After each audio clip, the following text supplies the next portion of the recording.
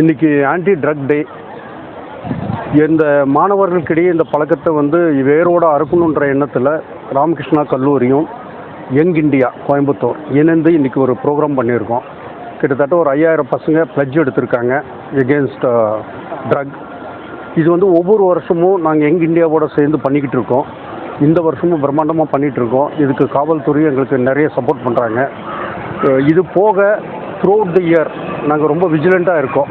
ஏன்னா இந்த பழக்கத்துக்குள்ளே எந்த மாணவர்களும் போகக்கூடாதுன்றதில் எங்கள் வாத்தியர்கள் இதில் ஒரு கிளப் ஒன்று இருக்குது, ஆன்டி ட்ரக் கிளப், எல்லாம் சேர்ந்து சிறப்பாக செயல்பட்டு கொண்டிருக்கிறோம். ஸோ இந்த அவேர்னஸ் ப்ரோக்ராம் எவ்ரி இயர் நடத்திக்கிட்டு இருக்கோம், எவ்ரி மந்த் நடத்திக்கிட்டு இருக்கோம் எங்கள் கல்லூரியில். தேங்க்யூ. இதுக்கு மேலே பசங்க கலந்துக்கிருக்காங்க. என்ன இன்னைக்கு ப்ளட்ஜ் எடுத்திருக்கோம் எகென்ஸ்ட் ஆன்டி ட்ரக். வணக்கம், நாங்கள் யங் இண்டியன்ஸ் ஆர்கனைசேஷன்லேருந்து வரோம்.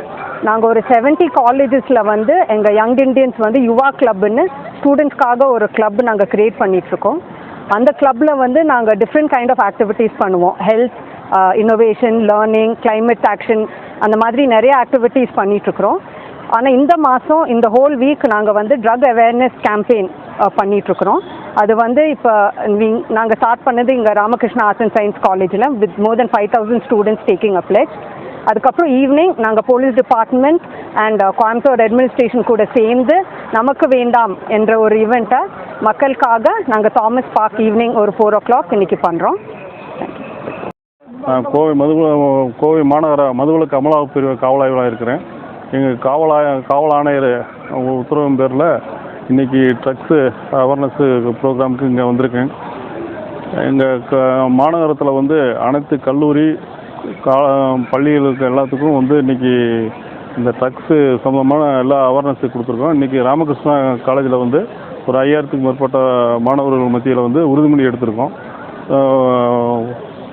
போதையில்லாத தமிழகத்தை உருவாக்குவதற்கு எங்கள் காவல்துறை சார்பாக, எங்கள் கோவை மாநகர சார்பாக எங்கள் ஆணையருடைய உத்தரவின் பேரில் கடுமையான நடவடிக்கை எடுத்து வருகிறோம்.